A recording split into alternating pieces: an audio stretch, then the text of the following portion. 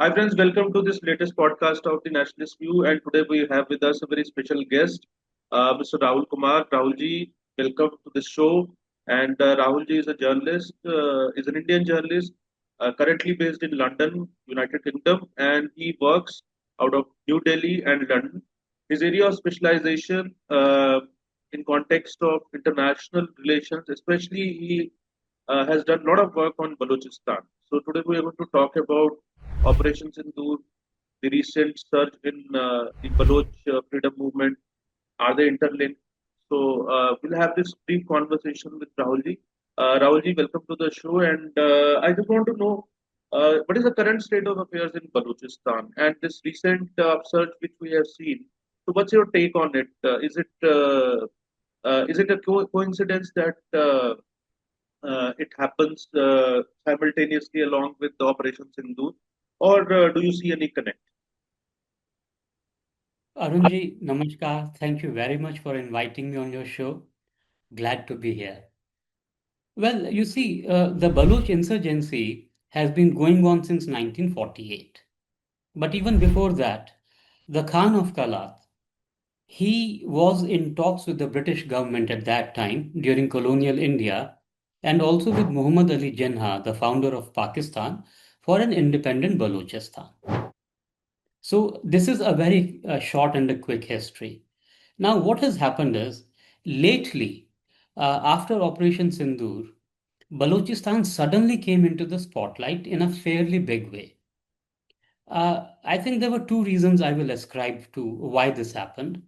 One is on May 7, as India launched Operation Sindoor, there were some major attacks in Balochistan. And I think in one of the attacks, about 9 or 10 Pakistani soldiers were killed. And there was one more in which another 2 or 3 soldiers were killed. So about 10 to 12 soldiers getting killed on the same day, on May 7, when Operation Sindoor had been launched. So that also spotlighted the Baloch issue. The other thing why Operation Sindoor has thrown, the lights on Balochistan, on the Baloch independence movement is that the Baloch nationalist organizations have a very strong public relations, communications, and advocacy wings across the world, more so in Europe, USA, and Canada. And these organizations are very swift, very good, and technically very savvy in issuing information, sending out press releases, making videos. So I think what happened is, as these Baloch organizations realized that India and Pakistan are in a spotlight, it was like an opportunistic moment for them. They said, okay, this is the time. Now Pakistan and India are in focus. And you know, if we just build a narrative around our freedom movement, we will have a very good publicity around this time. So this is what happened. So to Rahul, sum it up, yeah, yeah, please. very quickly to sum it up, one, there were some major attacks on the day of Operation Sindoor. They have nothing to do with India, nothing to do with Operation Sindoor because the Baloch insurgent organizations are very strong and very effective. And secondly, the Baloch advocacy organizations found it an opportune moment to get publicity for themselves because the spotlight was on Pakistan. Yes. Yeah, Rahulji, uh, you rightly mentioned, that the Baloch network, especially their diaspora. So they are pretty well entrenched and they are swift, they are smart, they are very media and tech savvy. And but they also came out with during the Operation Sindoor. Many of these organizations came out in support of India, openly in support of India.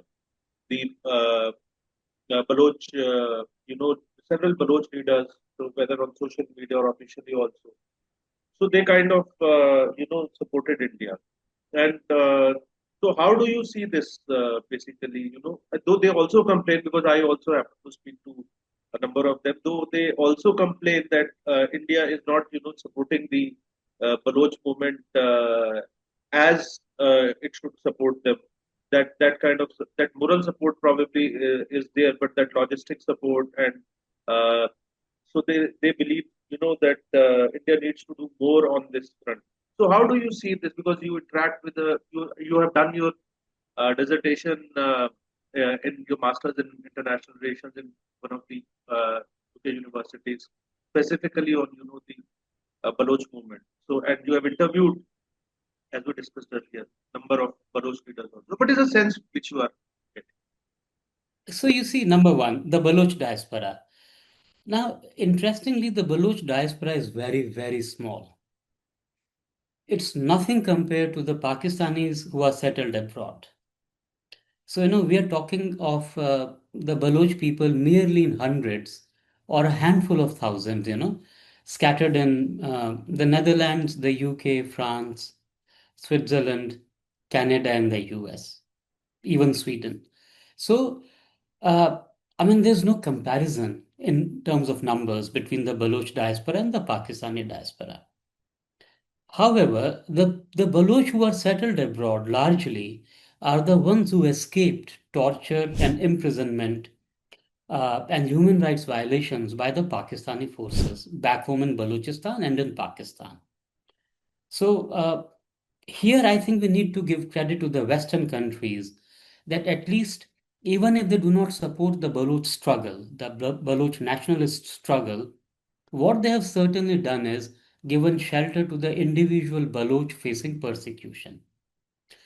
So now this very handful of Baloch people settled in Europe, UK, USA, Canada, they have a very strong and a very effective communications network.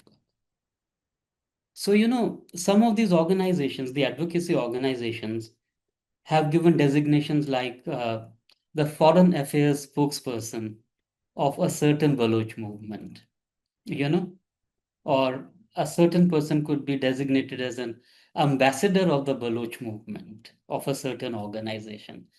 So, what I'm trying to say is a small number of people, highly visible, highly effective, very good at networking, you know.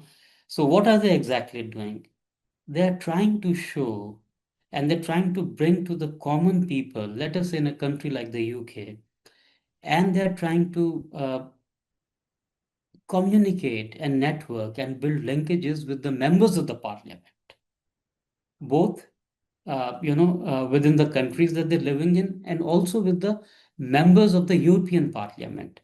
So the whole idea is that people who are policymakers, but along with them even the masses, they should know what is happening in Balochistan and what is the extent of enforced disappearances by the Pakistani state, the torture that the Baloch people undergo in prisons, and something very heinous, which is uh, you know you keep coming across these dead bodies strewn all over the Baloch landscape. People have been kidnapped, they have been tortured, and the bodies have been thrown. So this is what the Baloch diaspora has been doing. The other part of your question was, uh, I mean, How do you see basically the expectations complaint? from India, Yeah, expectation. right? Now And the do does expectation. I just want to add one more thing. Do you think that post Operation Sindoor or post Pahalgam, I would say rather, uh, and then post Operation Sindoor, so we have seen a doctrinal shift basically in India's approach towards terrorism and towards Pakistan also. So so in light of that, one part that the expectations of the Baloch people from or the Baloch freedom struggle players from India. Second is that you think that it is time that India should also reevaluate and probably maybe play a more active role in supporting the Baloch struggle. Okay, so I think we almost have like two or three questions within this overall framework now. One is expectations from India. The Baloch indeed are a bit nostalgic about India. The reason is the Baloch are largely believed to be secular, and they are quite deeply into the left ideology also, uh, which is such a which is such the opposite of what Pakistan is as a country, as a state, and as governance, in Pakistan. So the Baloch expect a lot from India. They they do not expect just moral support. They clearly want a much larger support from India because they think that is the only country in South Asia and largely in Asia which can actually support the Baloch independence cause. Why do they feel this way? I said they are a bit nostalgic about India. So, Balochistan, the people therein, and their languages, Bruhi and Balochi. Now, Bruhi is very close to some of the South Indian languages. So there are lots of words and lots of phrases, and there's a lot of commonality between Bruhi and South Indian languages. The other thing is a lot of the Baloch people, they originally came from Maharashtra. So a lot of the Baloch history is deeply intertwined with the Indian people, with the Indian culture, with Indian linguistics. The other thing is, and that has not been focused much, there are lots of Balochis who live in India. Now, these Baloch are both Hindus and Muslims. A lot of them right across Delhi, Gujarat, Rajasthan, Madhya Pradesh. And they maintain a very low profile, whether they are Muslims or they are Hindus, because they do not want to get caught somewhere in the Baloch, the overall bigger Baloch issue of struggle and the national movement. So this is why the Baloch people, the Baloch freedom fighters, they looked up to India for inspiration and for support. The other thing was, you said Operation Sindoor and Balochistan. Now, let me tell you, during the course of this year, and we are just about, midway into 2025, all through January, February, March, there have been some major incidents in which the Pakistani army had to take a bad beating.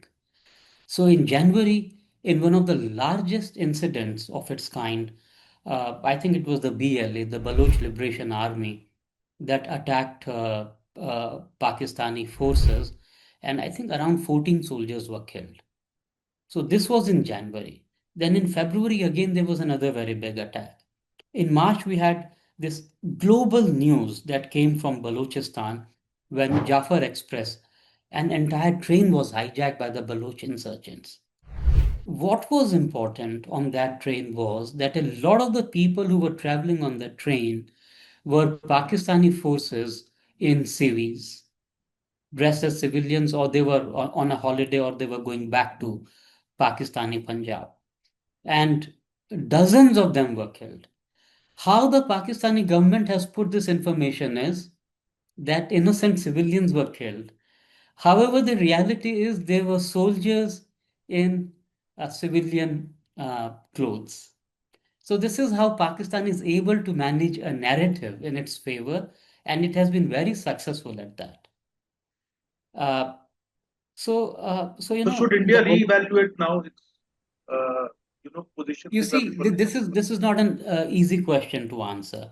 So let us now look at a bit of history of both India and Pakistan. I mean, once Pakistan got independence, when Pakistan was able to partition India, not get independence actually, which was India that got independence, Pakistan since 1947, immediately after the creation of Pakistan, has used terror groups or tribals or raiders, along with its army, along with the uniformed personnel, to terrorize India.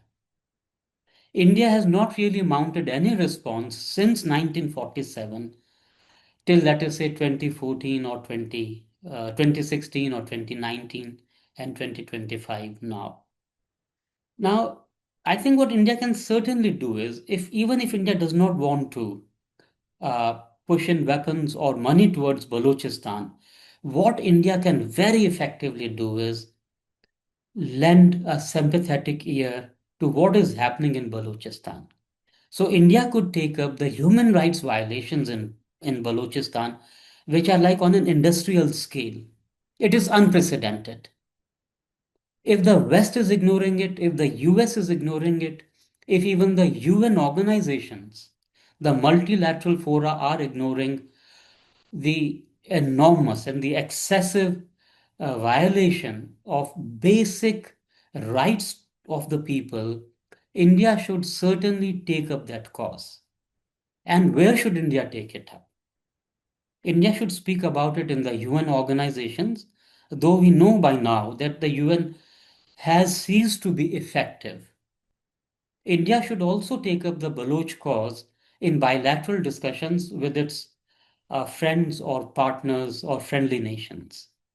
And I think there should be some kind of investigation under the aegis of the UN about the enforced disappearances, the torture, and the killings of the Baloch youth. And this is what India should certainly push for.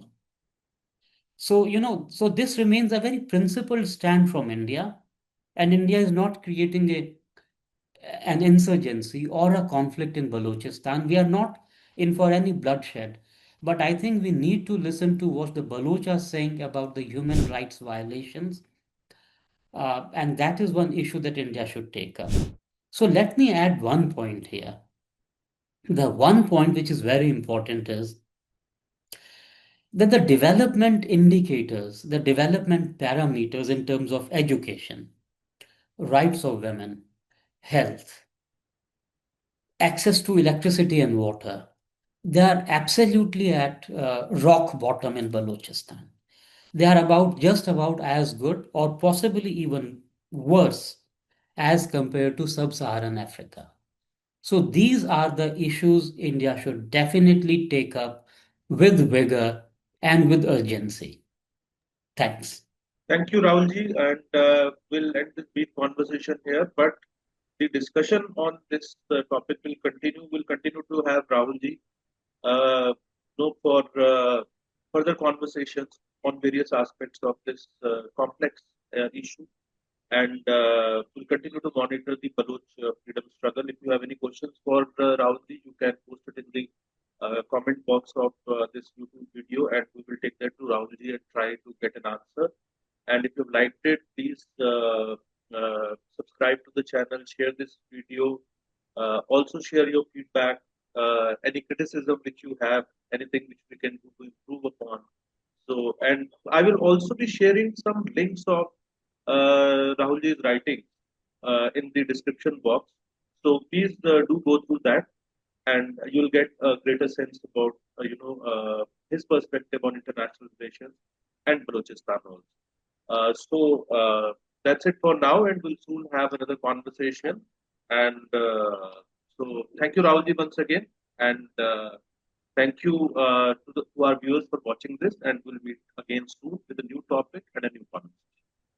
Arun, it was really nice of you to have interviewed me over Balochistan. And towards the last, I would like to say that the world needs to, and the global media needs to look at Balochistan more critically, because whatever happens in Balochistan, whether the Baloch get their independence or not, though they are very resolute about it, the Baloch issue will have a big geopolitical implication on not just South Asia, but Central Asia, the Gulf region, and China. In this wide region, there will be a major upheaval. Thank you very much. It was Thank you. fun. It was wonderful speaking with you. Thanks.